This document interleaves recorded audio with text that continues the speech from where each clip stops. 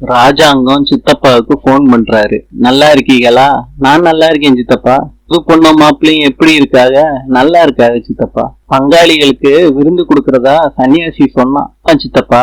முக்கியமான பங்காளிகளுக்கு 10 பேரை வர வச்சு விருந்து கொடுக்கலான்னு முடிவு பண்ணிருக்கேன் சித்தப்பா. கண்டிப்பா நாளைக்கு வந்துடணும் சித்தப்பா. கண்டிப்பா வந்துடுறோம்யா சித்தப்பா. நாளைக்கு வண்டி அனுப்புறேன், அதுலயே வந்துருங்க. சரிப்பா, போன வச்சிரு. ராஜாங்கம் சொல்றாங்க அவங்க அம்மா கிட்ட, நாளைக்கு விருந்துக்கு வர்றாங்க, அவங்க திருப்தியா சாப்பிட்டு போகணும், அதுக்கு ஏத்ததெல்லாம் ஏற்பாடு பண்ணிக்கோங்க, நல்லா செஞ்சிருவோம்னு அவங்க அம்மா சொல்றாங்க. ராஜாங்கத்தோட அம்மா சொல்றாங்க, மோகனா உன் சின்ன மருமகளை வர சொல்லு. சேதுவும் தமிழ்ச்செல்வியும் வர்றாங்க. ராஜாங்கம் சொல்றாரு, நாளைக்கு முக்கியமான சொந்தக்காரங்க எல்லாம் வர சொல்லியிருக்கேன், நாளைக்கு எந்த ஜொலியும் வச்சுக்கிறாத, வீட்டுக்கு வர்றவங்கள திருப்தியா சாப்பிட வச்சு நல்ல முறையில கவனிச்சு அனுப்பணும். சரியா சேது? பாட்டி சொல்றாங்க, நாளைக்கு வர்றவங்களுக்கு தமிழ்ச்செல்வி நீ தான் விருந்து சாப்பாடு சமைச்சு போடணும். காலையில எந்திரிச்சு எல்லாத்தையும் சமைச்சிரு.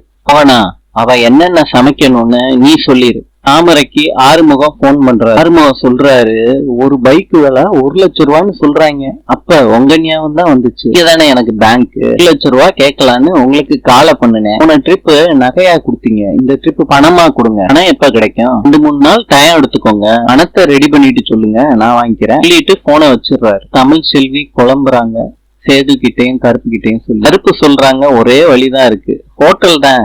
ஹோட்டல் ஆமாமா, யாருக்கும் தெரியாம சமைச்ச மாதிரியே வச்சிருவோம் மாப்பிள்ள, அப்பா கண்டுபிடிச்சிருவாங்க மாமா. சேது சொல்றாரு, அத்தை போன்ல சொல்றத வச்சு நீ வீட்டுல சமைச்சிரு. தமிழ்ச்செல்வி சொல்றாங்க, இதெல்லாம் கரெக்டா வராது. சேது சொல்றாரு, இந்த யோசனை சரியா இருக்கும்னு எனக்கு தோணுது, நானே பாட்டி கிட்ட போய் எனக்கு சமைக்க தெரியாதுன்னு நான் உண்மையை ஒத்துக்கிறேன். சேது நேரா பாண்டிக்கு போன் அடிக்கிறார். அத்தை இருக்காங்களா மாமா? இருக்கா மாப்பிள்ள, அவங்க கிட்ட கொஞ்சம் பேசணும். சேது சொல்றாரு, நாளைக்கு எங்க ஊர்ல இருந்து முக்கியமான சொந்தக்காரங்க எல்லாம் வர்றாங்க, அதுக்கு தமிழ் தான் சமைச்சு கொடுக்கணும்னு எங்க அப்பா தான் சொல்லிட்டாங்க, நானும் தமிழ சமைக்க சொல்லிட்டேன், உங்க உதவி எனக்கு தேவைப்படும். என்ன செய்யணும் சொல்லுங்க மாப்பிள்ள. போன்ல நீங்க என்ன சமைக்கணும்னு சொன்னீங்கன்னா அவ சமைச்சு முடிச்சிருவா, இல்லாட்டி அத்தை பெரிய பிரச்சனை ஆயிரும். கருப்பு போனை வாங்குறாரு. சித்தி, மாப்பிள்ள சொல்றதுதான் கரெக்டா இருக்கும்னு எனக்கு தோணுது சித்தி. இந்த டிவில எல்லாம் சொல்லுவாங்கல்ல, அந்த மாதிரி விவரமா சொன்னீங்கன்னா தமிழ் நல்லா சமைச்சிருவா. சரின்னு சொல்றாங்க. அத்தை நானே காலையில கூப்பிடுறேன், வச்சிடுறேன் அத்தை, பயப்படாதன்னு சேது சொல்றாரு.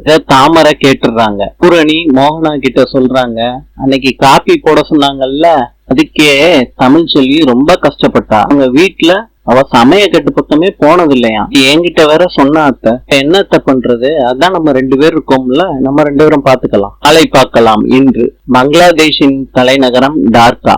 நாளை பார்ப்போம்.